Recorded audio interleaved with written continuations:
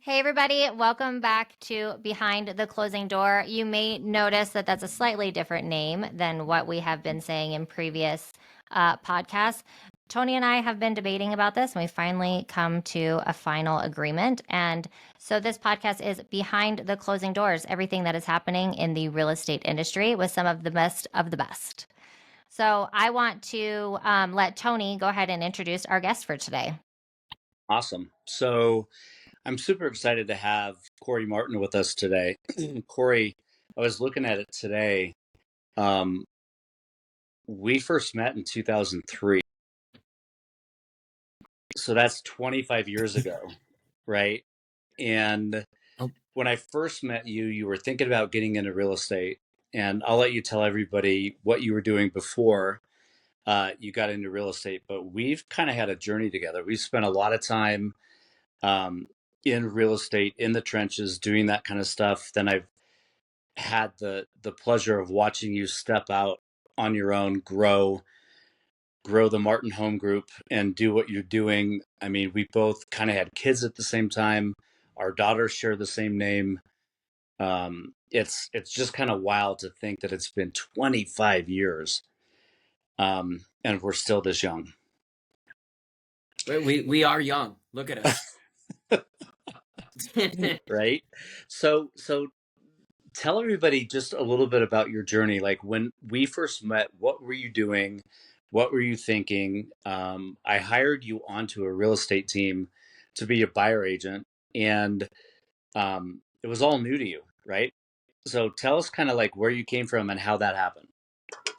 Yeah, so that was, what year did you say that was? God, I'm trying to remember. Was that 2002? 2003, I think.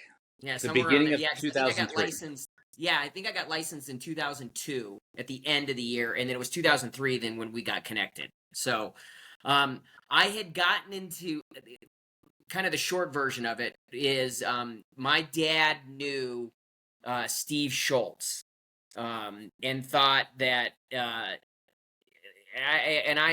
came from a military college, so at that point, um, there was a process of where I was kind of looking at getting into going back. I didn't serve, but anyway, going into the military. Okay, after my college career, but at that point, it was kind of like a hold on on me going to OCS and different stuff like that. But bottom line is, my dad had said, "Hey, I've always thought about real estate. You should talk to Steve Schultz." So I went and met Steve Schultz, and that's how I got introduced to the Keller Williams office, and I ended up getting my real estate license. And this is back when there was no online real estate school. You had actually to go into real estate school or whatever. So I did that all in a month and joined the office because of Steve Schultz. And I was a single agent at that point for several months, but I was working a second job, or basically I was delivering for Boston market, right? Trying to figure out what I wanted to do with the military side of things too. So, and then that's when I think, Tony, correct me if I'm wrong, but Pam was looking at expanding her team. And we got introduced. I think Steve introduced me to Pam because I hadn't met her or we hadn't run into each other. And I think I became one of the first buyer agents, Tony, I mean, or something of that nature, right? Right. And then that's where our relationship started back in that day, is I came on the team as a little buyer's agent. So Right. And we'll get to it because it's part of your journey, right? Uh, the second or third person on the team was somebody named Chad Madlam. oh yeah, that's right. That, Good old Chad. if I you was talking to him the other remember, day. Madlam was like the baby on the team, right? I mean, he was so young and everything else, and then you have this whole other journey with him. But so you came onto the team, and one of the stories that I like to tell, whether I'm coaching or talking to people, is there came a time that I had to pull you aside because you were working really hard at real estate. You were working really hard at that second job. And I also think you were a valet part time. I was doing that. Oh, and I was doing. There was another. And oh, it wasn't Boston Mark. It was It was a different company. I remember that. Yeah, there was I was selling paper or something for this one That's company. right. Right. So you were working all these hours and I saw this potential in you. And I kind of pulled you aside and said, Corey, you've got a ton of potential. I want you on the team, but something's got to give. And you're like, yeah, I can't. Like, I financially, I'm not sure I can take the risk. Long story short, you did. because I And got all of a fired. sudden, I things think. absolutely kind of took off. And we had a conversation about 6 or 8 months after all that happened. And you kind of thanked me. You were like, you know what? I needed that push. And I don't think you've ever looked back. No, you're right. Because I remember, and I still remember when I was working at part of the catalyst was our conversation, right? Of saying you got to get off but it was also, thank God, the company that I was working for laid people off. And so, and I remember when I told Pam that, and you guys that had happened, and you guys clapped, and I thought it was the oddest thing in the world. Like, here's somebody who didn't have a job, and everybody's clapping. But clearly, you saw that, like, all I needed was to get away from that safety blanket, right? And then sometimes that's what you need to do. You need to burn the boats, right? If you're going to take the island, burn the boats. Got no You Yep. choice but know, to. it's interesting that that's kind of like the way that your career went. Because Tony knows this. I was in tourism apparel sales. I sold the stuff, the t-shirts and the trinkets that you would buy when you go on vacation with your family. And COVID Mhm. happened. And I lost my job and had nowhere else to go and had applied for every sales job out there, it felt like, and ended up in the mortgage field and haven't looked back. It's interesting that there are more people like that who have lost their previous jobs or have been in something else and something happens and it turns out that they come into the real estate industry and then they never leave. Right. It's almost like most people need that. Everybody wants security, but the human, I guess, people that are driven. I think sometimes when you don't have an option but to succeed or move forward, that's what kind of makes you do it, right? So. I Yeah, love for the way sure. you said that. For sure. And I think something that I saw in you very early was because of your military background and going to the Citadel and being disciplined and organized and all of that stuff. One thing that you said to me very early that struck me, and I still think about it today when I coach and all of that kind of stuff, was um, you said to me, you know what, Tone, my next paycheck is sitting in somebody else's pocket, Oh yeah, I remember that. right? And so that's why you've been so relentless on follow up. I pick on you a little bit because Corey's not 6'7", but Corey had these Nope. binders, right? And back then we did everything on paper, right? Yeah. Like it might be in a CRM, but we also had that. And all of a sudden, Corey went from one really big binder to another big binder, and he'd walk in and he's carrying these binders, and he literally every day would flip through and figure out who do I have to talk to, and it takes me back to Gary in a box. When Gary Keller tells the story that how he built his business was he had index cards in a recipe box and he had 12 months and he would take them and move them through the months of when he needed to follow up. And when he needed to borrow money from his dad because he had run out of money, his dad said, show me that you have a business. Show me that you have a system. Show me that you have something. All Gary had was the box. And he handed it to his dad. His dad looked at it and he was like, shit. He was like, you have a system, you have a business, and here's the money, right? And then Right. Gary never looked back and look at where he is today, Right. right? So let's jump on that train for 1 second. Hmm. Um, Corey, I coach agents all over the country. I was a team leader with over 500 agents under one roof. I've spoken nationally to 16,000 people at a time in this company. And the one thing that most people lack is follow up, but not you. So tell us a little bit about what follow up looks like for you in kind of like your daily routine and why it's so important to you. No, yeah, I mean, going back to, I mean, to the start back in the day, we talk about these binders and that comment of, my next paycheck is in that person's, pocket, which is true. So the way I looked at it, and when I started with the team, and this is just using this for an example, like I didn't, and I've always said this, this is hilarious. I've literally gotten 2 real estate transactions from my dad in my entire real estate career. Okay. So even though I'm from here, I didn't build um, a career based off of other people. This was truly me working this. I wasn't handed something, even though I'm from here and all of that, but I wasn't. So when I was with the team, we got those old, remember the HUD leads? Like these are when condos were like, or homes were $80,000 and different stuff like that. But Yep. I was, those were kind of like one of my lead sources for quote unquote being on the team, right? And the way I looked at it is, and I still look at it this today, almost everybody buys a home at some point. So every interaction that I ever have with anybody is a future paycheck if I know how to cultivate this relationship. Okay. And so every lead I ever got, I said, they're going to stay in my CRM or my database until they either die or tell me to remove them.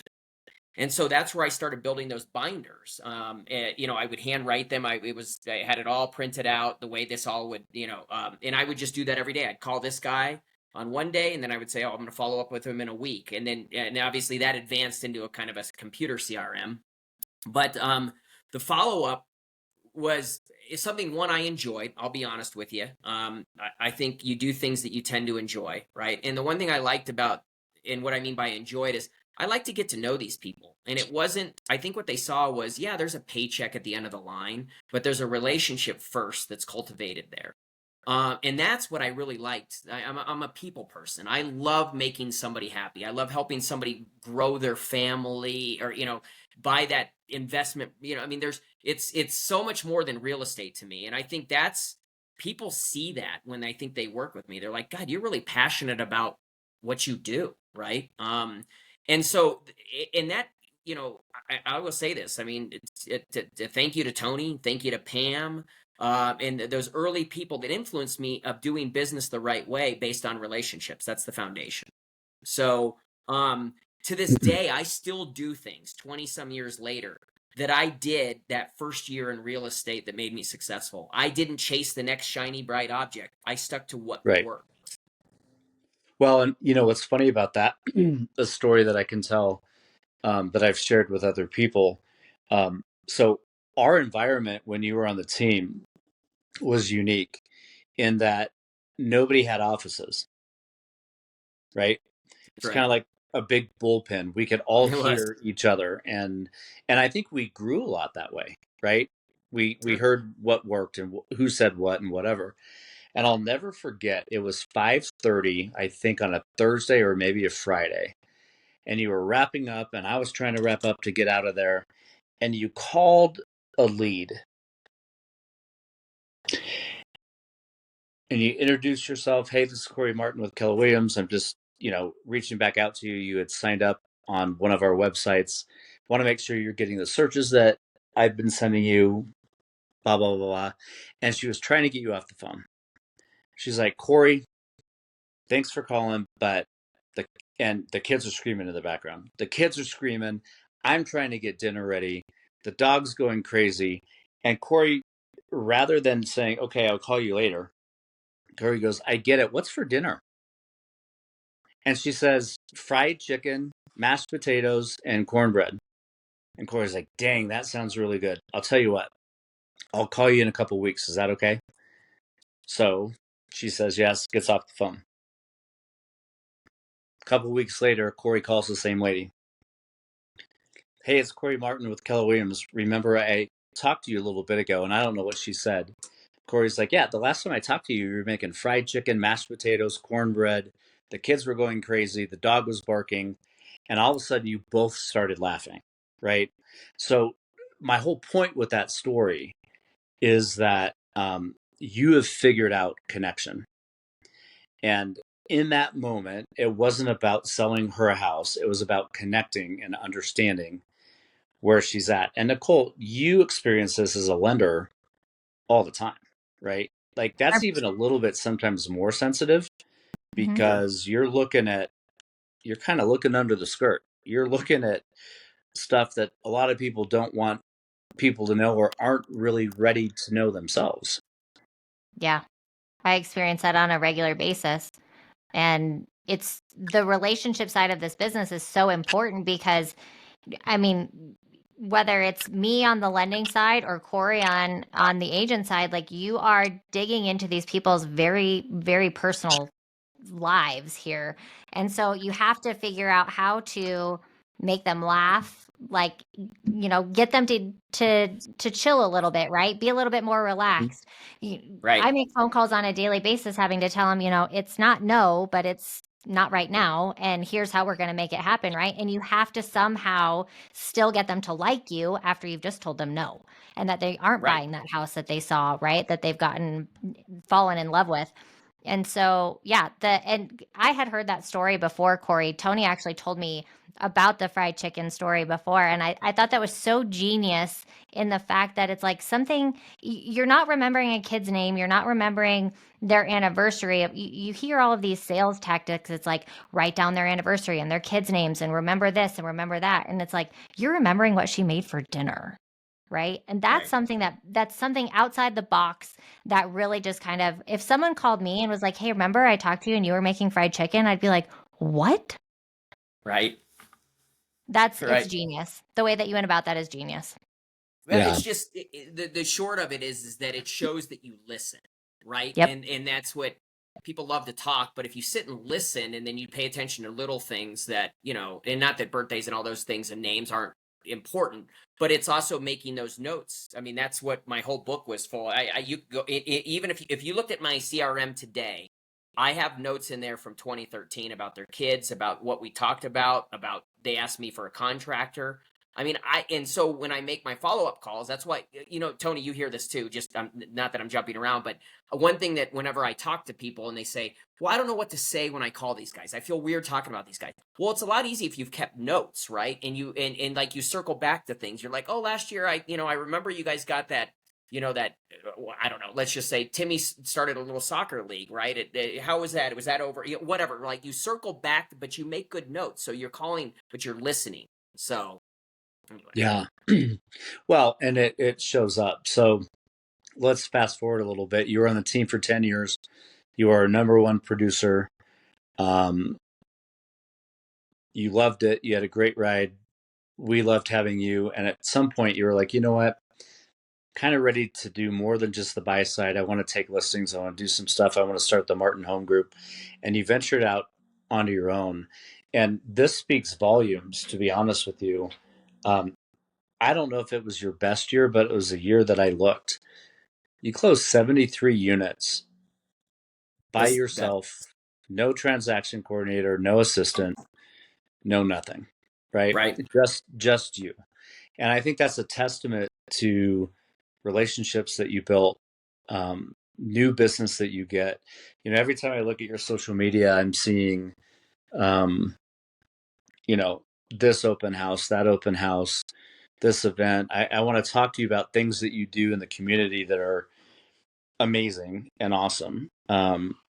So let's just kind of shift gears to that for a second. There are a few things that you do every year religiously, for people in the community or schools or whatever. Talk to us a little bit about that. I'm talking, if you need a hint here, I'm talking about burritos. I'm talking about, Oh, the burritos. Yeah. I was gonna say, I'm trying to remember what I do. pizzas, So that kind of thing, because I think that's really cool that you do that and you do it consistently. right. No, well, and I think I think it's good to find different ways to kind of connect with the community on a different level, and whatever that may be. Yeah, you talk about the burritos. So twice a year, one of a lender that I work with, Giuseppe Battaglioli, and I have, just because our kids went there at one of the local elementary schools, we did burritos for the teachers. So we did a breakfast thing for burritos, Santiago burritos. So we've done that for like 10 plus years.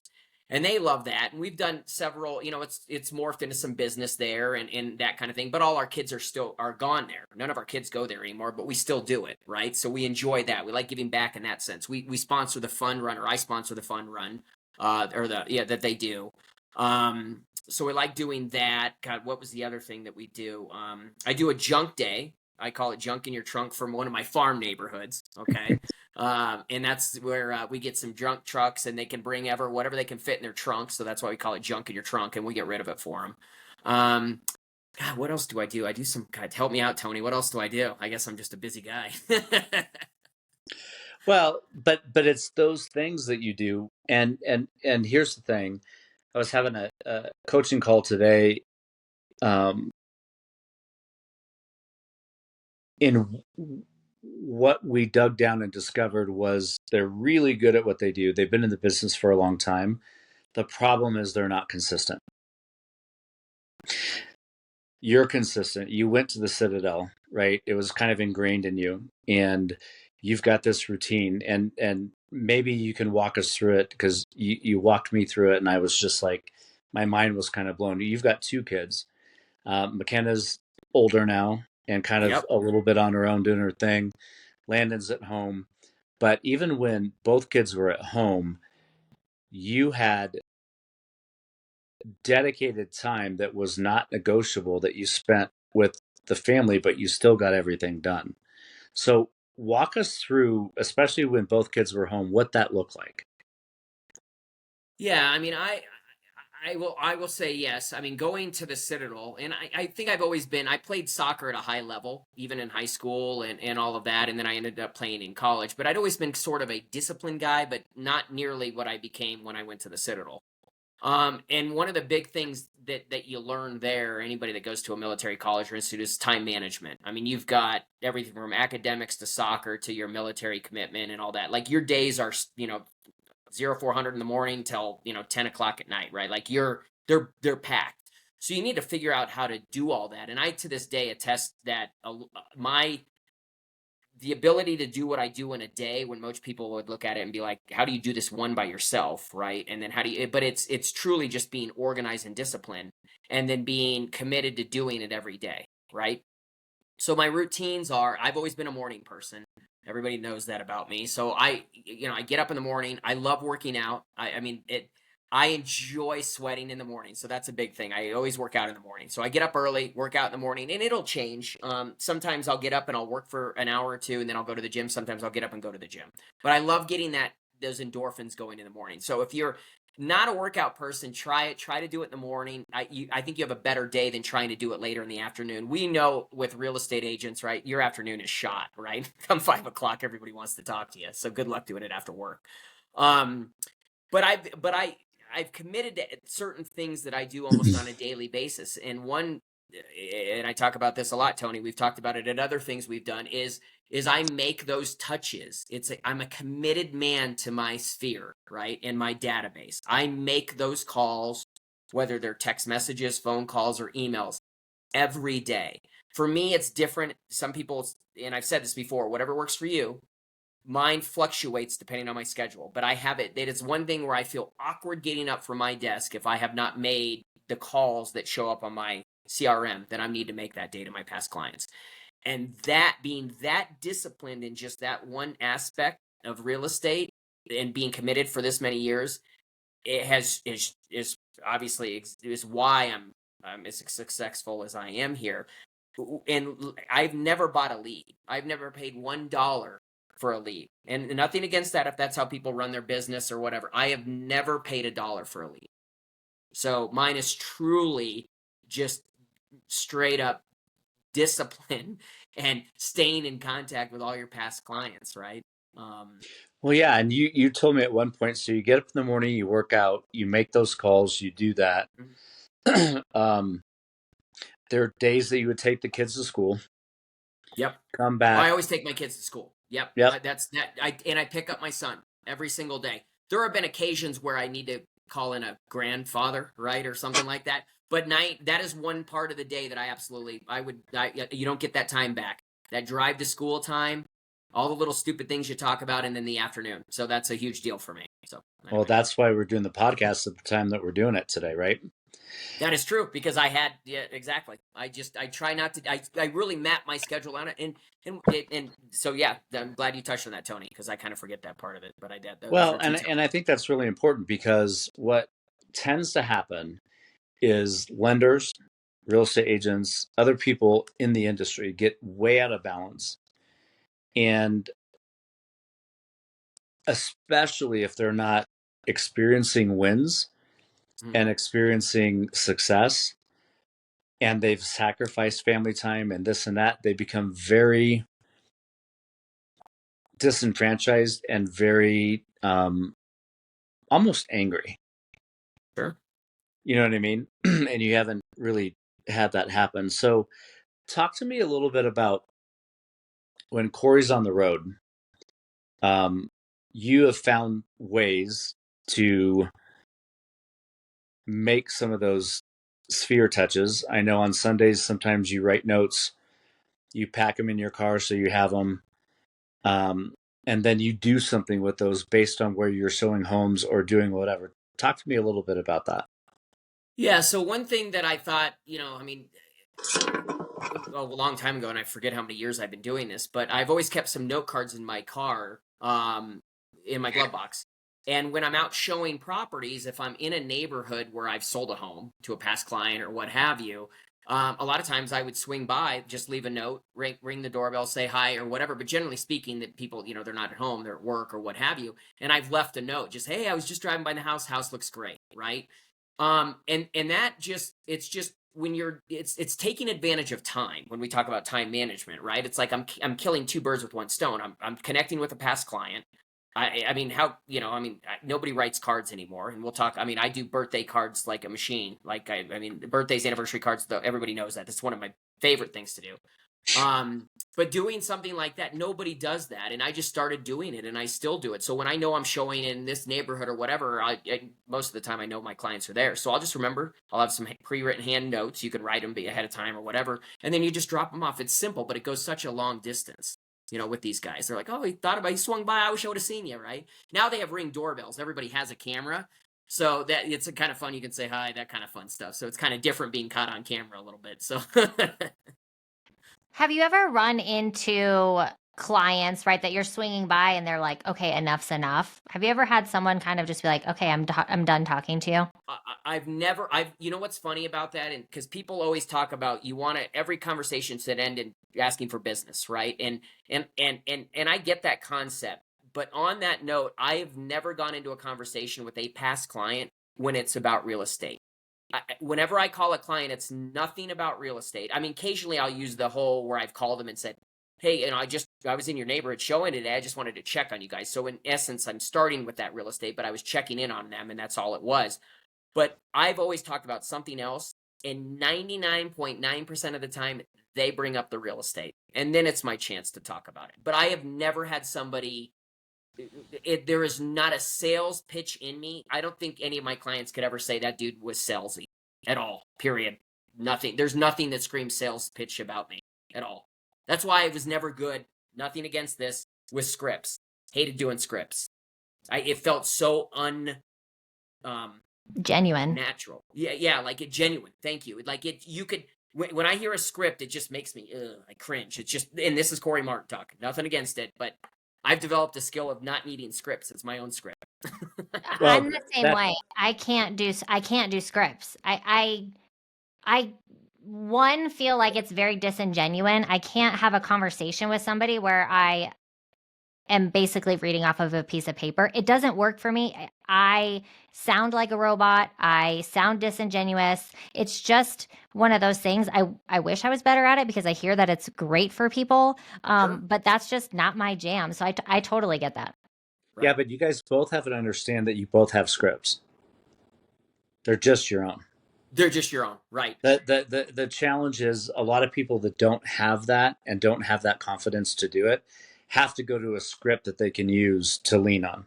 And what's happened is the two of you have both, through your authenticity, have figured out this is my script. This is my conversation. And I want to take script out and say, this is my conversation. Sure. Right. Well, and Tony, one thing like with the scripts and the close part of it, to me, I've been okay. For the other night, I did a cut. Have you guys ever had somebody give you a Cutco presentation? Yeah. Okay, right. Which is kind of cool. Like this kid the other day was 18 years old, and he gave me one, and we did it online and all this. And I did Cutco back in the day. But it was really cool, like just watching this kid do this, right? I was impressed at his age and all of this. And in the end on there, of course he had his, hey, he started doing the script closing things, right? And we talked about it and all that stuff. And then I told him, I said, in the end, like, the biggest thing that he did with me is he's now in my mind because I really enjoyed him. He's my Cutco guy. Like he solidified that. And I told him, Yeah. I said, you may not have won a sale right now, but you've won me it down the road. And I think we get so nearsighted sometimes as agents because we're commission based. We need that money. I get it. But if you can keep that out of the presentation, I swear it will come back to you tenfold. Just keep that. Again, someday they're going to do something. You stick with them long enough, they'll do it with you. Yeah. So I get you're out sidetracked. there, you're out there every day. You've got clients in every single price point up into the millions. What are you seeing in our market right now? Like, how are you feeling? What are you thinking? Yeah. No, it's funny. I've been on a few listing appointments lately, and this questions comes up. I'll admit this wholeheartedly. This has been a very difficult year for me in terms of pricing homes, and almost every agent I've talked to has really struggled with the whole. I'm struggling figuring out the value of this home. I truly am. So I will be the first to admit I've said that to my clients. Listen, I've been doing this a long time. I'm very good at this, but I'm telling you, it is very hard to figure out what's happening based on numbers, right? Like looking at how I'm going to price this home, right? Because we'll see bidding wars on one and then nothing on another, and there's no rhyme or reason to a degree. Okay. I'm optimistic about the market. What I'm starting to see is people are coming out of the woodwork a little bit here, which is good. Rates have seemed to have trickled down a little bit. Some people are getting stir crazy. I still think we have a good portion of the population that's not going to do anything for a while. I think they have that golden ticket interest rate. And I hate saying that, but I don't blame them. I've got one on my house, and it would be very tough for me to move.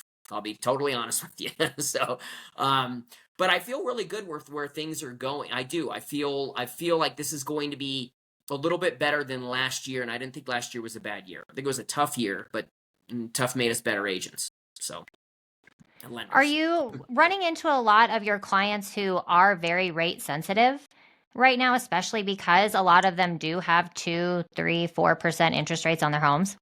Definitely. A lot of my past clients, and I was a little worried, I'll be honest, because I thought I would lose 30% of my business because most of mine is what I call move uppers or clients I sold a home to 3 years ago have 2 kids now. Now they're going, oh my God, I want to get out of Denver. Nothing against Denver, but I want to go to this school district or what have you, right? And now it's like they can't do anything. And we've had these conversations. They're like, Corey, I am priced out. No matter how you look at it, right? I can't do that. We can't make that happen. So there is, I think there's some affordability issues that are really out there. They're truly out there. And I don't know how to get around that. I'm not the guy that's going to screw, again, if my clients can't, I can tell when they're being serious, if that makes sense. And I don't need to force them to move in a home because I've got some way to pull equity out or what have you. So. Well, and I think that's really hard, right? Like you and I both grew up here. Nicole, you did too, right? We're all natives. Grew up here. And I was having this conversation with Nicole. If I want to move for where I am right now and get another 3-bed, 3-bath, 2-car garage, fairly close to open space in the city that Corey, you and I both live in, there's nothing under $1 million. You're right. I mean, Yeah. so yeah, we have that problem. And the other thing that Nicole and I've talked about before is you look at what we're kind of running into it's interesting. I don't think it's scary. It's interesting that you have a certain portion of the population. A friend of mine sent a property in Highlands Ranch, kind of a first time home buyer, very good, like clean, awesome property in Highlands Ranch at 685. Mortgage on that would be about $3,700 a month.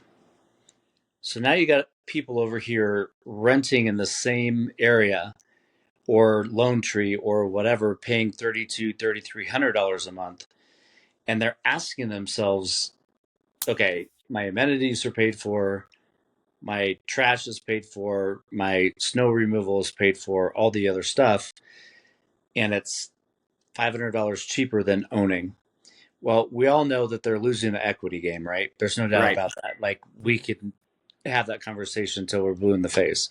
But the challenge is right now with where everything is, and you're right, people are priced out. People want to move out of what they've lived in for 30 years and maybe downsize. And the Right. downsize opportunity is going to cost as much as what they're going to sell for. if Right. not more. It's a lateral move. A lateral move, exactly. And Tony, on that, and I'll say this, and I heard somebody else say this one at point. I'm okay to tell somebody it's okay. There's sometimes it's not a good time to buy for certain situations. I mean, I let's be real. I mean, it sometimes doesn't make sense, and that's kind of what you're saying. For some people, it doesn't make sense.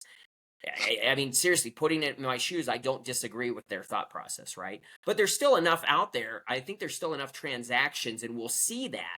100%. It's just, I think people are going to have to work harder. They're going to have to work smarter.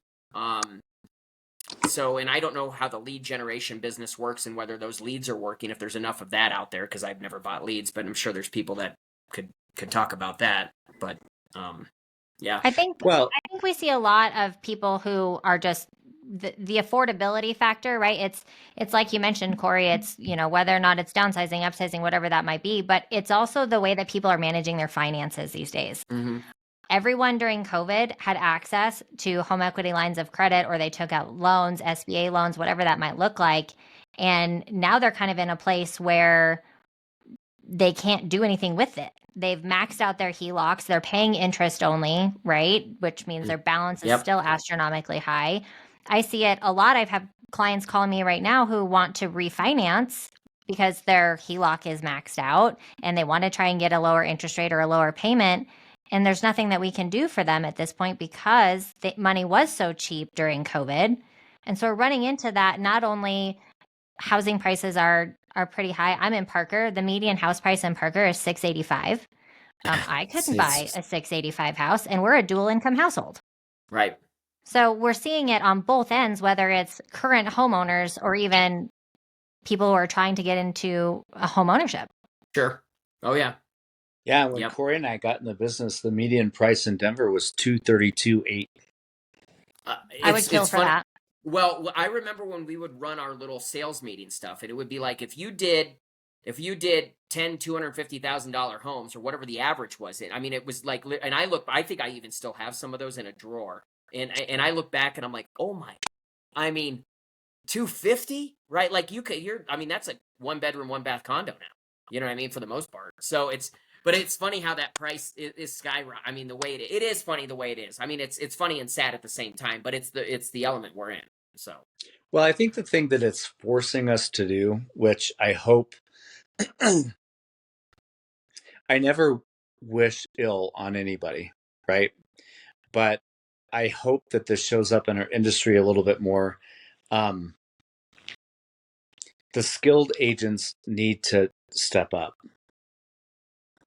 We have a whole bunch of unskilled workforce in the realtor community that are picking away the onesie and twosies away from people and really are not helping people other than getting a commission. right. And so this is becoming, thank God, a more skilled market I agree. where whether you're a lender, a title rep, an insurance person, an inspector, an agent, doesn't really matter. Like, your skill, what you bring to the table, your knowledge, and how you help people navigate that is becoming more and more important. Yeah, this market challenging, which I like, and I hate using this term, but it's thinning the herd, okay, which I think is good. I mean, it's on both, whether it be the lending side and then the real estate agent side. I mean, I've always, when you really break it down, it's kind of interesting. A real estate agent literally handles, for a lot of people, the largest transaction that anybody ever does in terms of money. I mean, there's a lot of people that just don't have $500,000 or $1 million in the stock market. Their financing guy isn't even managing that kind of money, and yet we're responsible for that. But yet our cost to entry, and I have got other issues with certain things, and I kind of wish there was a little bit more professional it costs a little bit more to play this game, and it's not a game, but get involved in this, because what we do is, I think extremely important. And the fiduciary responsibility of it is huge. So I like to see the challenging market, if you want my honest opinion. But Tony, you made a point. Those agents that do take one or two deals out of there and they don't do justice for the transaction. People have always said there's enough business out there. I agree, but yeah, those one or two deals, those do bother me, right? I'm not going to lie. I mean, I've lost a few over the years where you're like, well, that's I know I could have done a better job and they could have gotten this or that, but it was stolen by a not stolen, but it was, you know what I mean? It was done by somebody who was convenient because it was a neighbor or something of that nature instead of a true professional, in my opinion. So, Yep. There's definitely a difference between your brother's best friend and a professional. yeah. And I'm not hating on friends of friends No. and all of those things. Absolutely, everyone's got to eat, but there you do see a difference in service, right? You've got people who have been in this business for quite a long time, who have the expertise and the knowledge and the wherewithal to actually do your transaction right.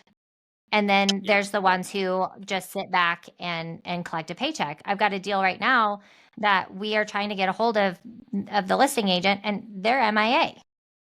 And we're on a deadline, right? So, Right. I mean, it's things like that we see on a regular basis that it just makes me want to bang my head against the desk and be like, why isn't no one answering their phone at this, And I've seen this so many times. I've seen it where we just can't get in touch with anybody, and they're like, Yeah. "Oh, well, I thought you had that handled." It's like, that's not Right. my job, right? Right.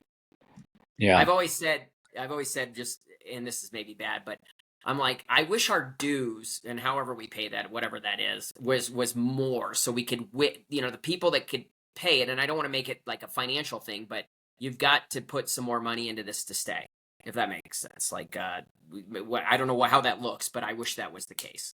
Yeah. So Corey, two more questions. I want to be respectful of your time. Yeah. First one, and it's kind of a classic cliche question, but I want to hear your take on it. Number one, if you were just getting into the business today, Mm-hmm. in the climate that we're in, what would your advice be to somebody? It's a good question. My advice for a new agent, we're talking a brand new agent getting into this industry, right, Tone? Okay. Yep. So my advice, because I've actually talked to a few lately, and one, good for you, man. You really want to jump in when it's a little tough. That's good. I mean, you got some talking Right. about jumping in at the time, right? Yeah, it's Yeah. so. One, I am a huge, and I mean this. When you're new, okay, you either have to rely on people that your sphere, right? The people that, and again, now you're new, so there's a lot of people that are like, well, I'm not gonna. You're new, right? So I'm not gonna have you list my home. So you run into that challenge a little bit, or let's assume you just moved to a new market, so you have a limited sphere, okay? So the only way to really get in front of business would be to buy leads. Most people don't have that kind of money, okay? So let's check that box as a no. So then that leaves you, well, how do I get in front of people that are looking to buy or sell, right? So I'm a huge fan of open houses, okay? I don't do as many as I used to do because I've built the business to where I'm at. However, I do a fair amount of open houses. And that is the one location in space where you're at, where people are coming to you, whether they're neighbors, they're all coming for a reason, right? But you're getting in front of people. And again, that person may not be doing something now, but you have an opportunity to build a relationship with that person. You're not going to get that by sitting behind a desk, okay, unless you're paying for leads or some other form, or maybe you can do some social media stuff or that kind of thing. But my advice to first time, or not, or my advice to new agents getting into the business would be to commit to an open house every weekend for like a year, okay? I mean, like and I always laugh when people are like, well, like, I only have so many, I want to work 5 days a week. Okay, well, you can make it whatever you want, but you're starting your own business. Like, this isn't just like, if you want a 9 to 5, go get a 9 to 5. This is not a 9 to 5 job. It never will be. I mean, it's not. So to me, all these new agents, and I've actually had a couple over the last few months that have done open houses, I'm telling them, do a weekend where you do 2 open houses in one day, or do 4 open houses, however you do it, and then maybe next weekend do one, take one day off, right? But do these open houses, do drive time open houses. I promise you, if you commit to 6 months of open houses, you will get business at some point. Or if you don't, you're doing something wrong. We need to look at how you're doing your open houses. But I'm a huge open house guy. So long story short, Tony, open houses would be the first thing I would tell people to do. Yeah, it's funny. I was having a conversation with somebody today that has been in the business. You know this person very well. He's in your office. And we've all been in the business about the same time. And I asked about open houses because I think that's where he's going to win. And he was like, yeah, I'm not doing them as much, but I keep seeing this guy, competitor, in the space in Highlands Ranch. That guy's doing like 3 to 4 a week. And he's doing them drive time, weekdays, weeknights, weekends. And the guy's almost 60. And then he looked at his numbers and he's like, he's killing it. And I was I like, know you who know, you're talking it's about. funny about that. When I coach agents, I'll sit down and say, all right, so talk to me about where your business came from last year. Oh, I had, 40% of my business was open houses and this and that. I'm like, sweet. How many open houses have you done this year? None. Wait, what? Right. What? Like, why are we going away from what's working? Sure. Right. Nicole, I'm going to ask the closing question, but is there anything that you want to ask Corey before we do that? I would love to hear something like totally off the wall. What is like your most like unconventional, crazy type of negotiation tactic or thing that you had to do in order to win a deal for one of your buyers? Oh God, do I have to talk about the time I slept with that realtor? Just joking. I mean, you hopefully, could. hopefully we can edit that one out. Damn it! Did my Oh no, wife we do are that? not editing that out. I'm just kidding. No, that God to win a deal. God, oh jeez. Well, I can just tell you. Do you What? remember the time that we had the deal? We had that house in Sedalia and they wanted the dog. So that is ringing a bell. I remember that. And you're like, yeah, let's give them the dog. Right? The buyers wanted the seller's dog? Yeah, well, the seller's going to put the dog down because it was old. And the buyer was like, no, don't put the dog down. We want the dog. Oh, I would have Right? taken the dog then too. And so we went back and forth. Like, how do we negotiate that? Right? Like, Corey and I have seen some wicked stuff. We've seen some interesting stuff. I do remember that. God, Tony, this is what's scary about doing this long is like these things are like coming back in our memory. I'm like, oh my God, I do remember. There's so many crazy things that happened with that. I will say one of the craziest things, if you want to, one thing that I love doing, like a little trickery thing, like, well, not a trickery thing, but I think the other agent on a deal is a gatekeeper to a deal, right? In my mind. Okay. So people love to sidetrack the agent, right? Because they're focusing on the house with their buyers. I love getting in bed with the other agent on a friendly level. One of the little things, and I'll share a tidbit that I do, is when I know that a client likes a home, when I send feedback on the feedback form, one of the things I do is, let's assume this is Tony's. Tony's listening. I say, hey, the home is great. My clients are thinking about it, whatever. These are the things we like. And then I say, P.S. Congratulations on using Tony Carnesi. He's one of the best agents in Denver. I hope for an opportunity to work with him. And I'll tell you what, do you know how many agents have called me later that night, especially on listings that have sat for a while, or even if we're not writing on it, when I'm just like, you know what, I'm going to throw this agent a bone because they called me before the listing, before I showed it, did what they were supposed to do. Hey, I'm glad you're seeing my house on Bayard today. Here's some, the stuff that we should be doing that no agents do anymore, that I do on all of my listings. I'm just telling you that. People that see my homes, they get a phone call from me before they see the house. Anyway, those agents have called me back and said, you know what, that meant a lot. I really appreciate that. And so when we do write, there's obviously that, like, it just helps the cause. So when you say it wasn't crazy, but like little negotiation things, like it's again, it's going back to it's a business deal at the end of the day, but there are people involved. And if you can figure out where you can merge that, you're going to win every single time. And it's not What's funny? cheesy, right? It's What's real. Yeah, what's funny about that is it goes back to the way that we used to do business. Right? Totally. I tell the story about Edie Marks. I called Edie one day. Edie's one of the hardest working people we ever had in this industry. Yeah. A lot of people thought she was brassy. She was tough. She was. And she had a hell of a business. And I remember writing an offer on one of her deals. And back then, we delivered earnest money. Yeah, I remember taking checks. Right. Night drop boxes. With a contract. And I remember I called her. She was cranky. And I said, I'm going to drop an offer by. And she's like, I haven't even had lunch yet. Just let me know what time, whatever. So I stopped. I got a sandwich. I went to the office. She came into the conference room, rushed, like, what do you want? I said, I know you haven't had lunch yet. You told me that. Here's lunch. Here's the offer. Here's a little bit about the buyer. Here's how they're qualified. I want to do this deal with you. Right? Yep. And so I think you're right. Edifying the other agent, doing that stuff goes so far. So Right. far.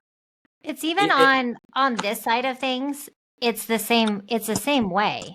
I went to a closing in Colorado Springs a couple weeks ago, and the notary, we had an independent notary coming in to do the documents, and she's like, introducing herself, and I was, hey, I'm the lender, and she's like, what? I'm like, I'm the lender. I wasn't sure if I stuttered, and she was like, I do 3 to 5 closings a day, 5 days a week. She goes, I haven't seen a lender in a closing in months. And yes, the deal is done and your job is over, kind of. But even sitting at that table, I sign one document. I get to talk with these buyers and even the agents about what they're going to do to the house, right? We had a crazy transaction, some crazy things happened. And so we're talking about, how that all went down, and we're just kind of bullshitting, really. And that buyer called me a couple of days later, and they were like, thank you so much for coming down. You really didn't have to do that. And he didn't have to call me, right? And that was, I try and go to every closing I can.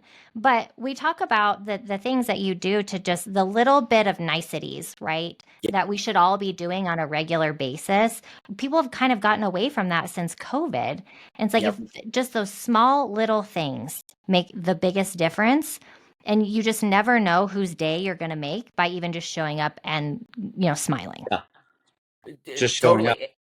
And what's cool about what that title person did to you is they made reference to that. It sounds like in front of your clients, and so great for her. See, that's little things like that, and you'll remember that. I mean, that was cool. That closer did that. There was a friendly side. It was because a lot of people in this day and age definitely focus on, that restaurant had horrible service, and that gets all the wow, right? But it's this little stuff. If we did more of these, pointing out the great things, like and this happens rarely, but yeah, that same instance that we closed buyer and sellers in the same room anymore. But when we did, I always made note of it to say, even if it was a horrible transaction, I still, because I knew someday I'm going to do a deal with that agent again, I've always said, you know what, really, it was awesome working with your seller or your listing agent. She was amazing. Her communication was great. And it makes them feel good, right? And then I know someday down the road when I'm in a competing offer, that agent's going to remember Corey is a good dude. And I might win that deal just because of that. That's right. Again, it's the people element. I mean, we all feel we have done this. We all feel the same way here, and people lose sight of that. They get all gushy about all the other stuff. That stuff will come. It's this people element. If you can master that, you're set. 100%. So, Corey, last question. Yep. First quarter's over. Hard to believe it's 2025. What are you focused on? What's important to you this year? So I like that you're asking that question. So this year I made a commitment to, and how do I say this? I hate social media. And I'm sure I'm not the only human being that says it all the time, right? But it's kind of a necessary evil. But I really hate, I just don't, if I didn't have to use it in some form, or if I didn't think it was I wouldn't do it. I truly wouldn't do it. But my goal this year is to embrace more social media. So I really kind of came up with on these days I'm going to do this and try to make it, part personal, some real estate, not all real estate, because you can't just do that, but try to get back into that a little bit. So that's kind of what I'm focusing on, is making people realize that Corey, does real estate, and that's what he does every day. But Corey's also got a family, and he enjoyed, like I posted the other day. I did, my daughter actually asked me to lunch, and I was like, "What Yep, the hell?" So I I saw that. posted that, right, which I normally wouldn't post, and I think it's cheesy. That's just, I have a love hate. Okay, I quiver, right? But I'm like, I want to do that just because people need to see some of that, and I think that's people that are not doing that. I have a lender friend that I like a lot, and he has avoided social media, and I'll be totally honest with you, it's affected his business. And I know it has. And so it's you have to figure out a small portion of that in there. Okay. So Well, and I think we've gone from this. You've got to have this business page and rock it and nail it, and then you have a personal page, and you can share what you want. But what I'm seeing that's working is that there's a mix, that people see that you're a human, right? totally. Like I saw the picture of you in McKenna, and I recognized the restaurant that you went with, and I hearted it. I saw the picture of you picking up Landon in the back seat of your car, and you guys look like twins. You know what I mean? Like, and then I saw the closed deal and the open house deal and the new listing and all that kind of stuff. It makes you relatable. Totally. For sure, which I love. There's a good balance on that. So that's kind of like, this is the year that that's what I'm trying to work on, and I think I'm actually, to be honest with you, I've been happy with where I'm at so far, right? I still haven't gotten into the whole I'm doing videos. I tried that a little bit. I think I sound funny, like typically everybody, and that kind of thing. But there's only so much you can do. And again, it goes back to, everybody knows Corey. I'm very tried and true in my ways of doing things. And I joke, every year agents chase shiny objects, and there's nothing wrong with that. But if you can stick to some basics, right? Maybe implement a few new things every year and all that, you'll be all right. But that's kind of how I've done my business, and for me, it works. So, well, my friend, it's working. I'm so proud of you. I'm so proud to call you my friend, a brother, all of those things in the business. Personally, Nicole, the same with you. So this is the time that we have today. We're going to let Corey get back to his family. And so stay tuned for the next episode, the next week, because everything is on the table behind the closing door. Thanks, See you guys. guys. Love it. Thanks, Corey. Appreciate Thanks, you. everybody. We'll see Thank you you, next guys. week.